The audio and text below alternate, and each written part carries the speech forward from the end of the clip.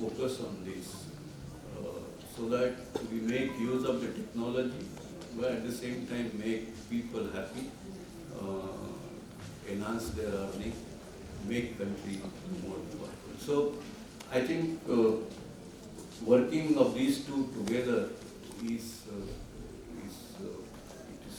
going to throw up many such challenges.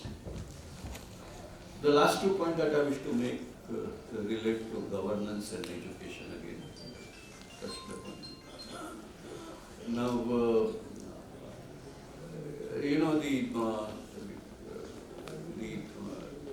we are a part of a civilized society, and of course, we make rules of the game, how one should be behaving in the society. Then some of them become laws, some of them remain norms in the society. So there are different ways, but there are those do's and don'ts that essentially we have established ourselves.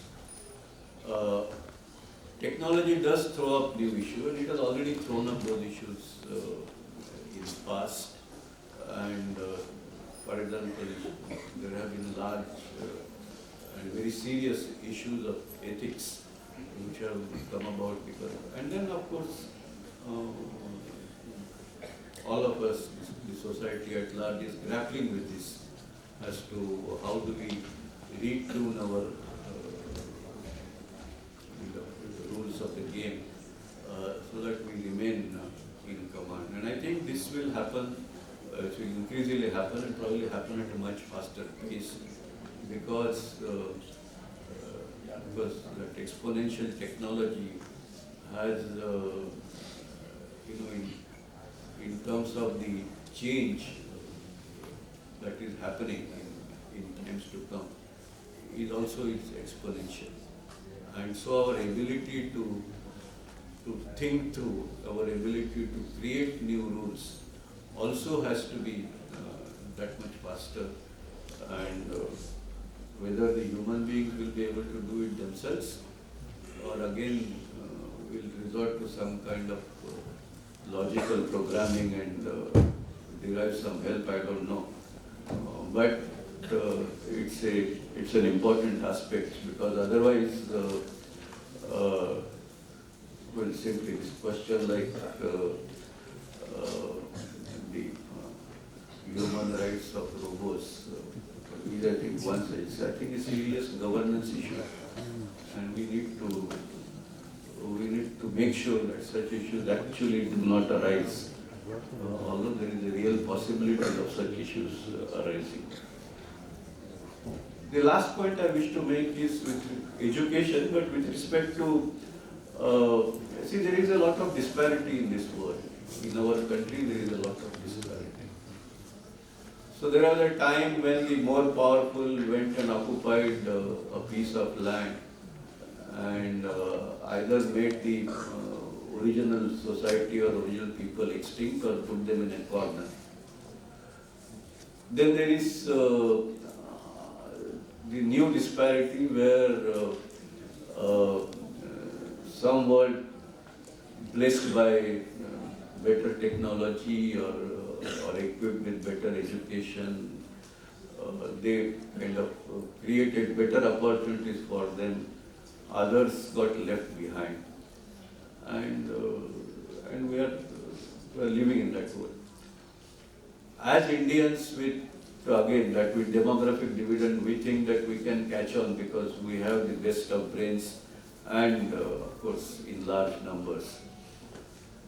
Now, here the challenge is, are we really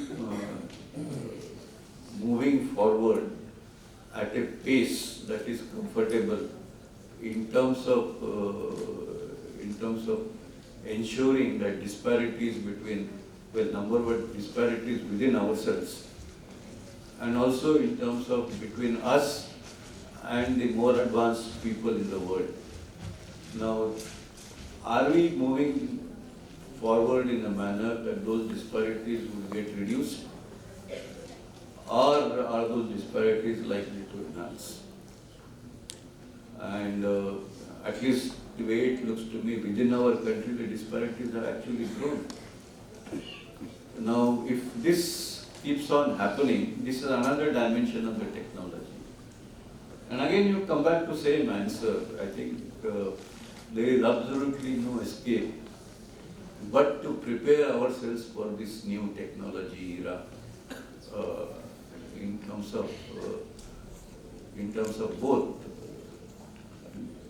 getting the knowledge, getting into the research, getting into technology, and also in terms of evolving ourselves as human beings so that we remain in control of that technology and not become slaves of those technologies.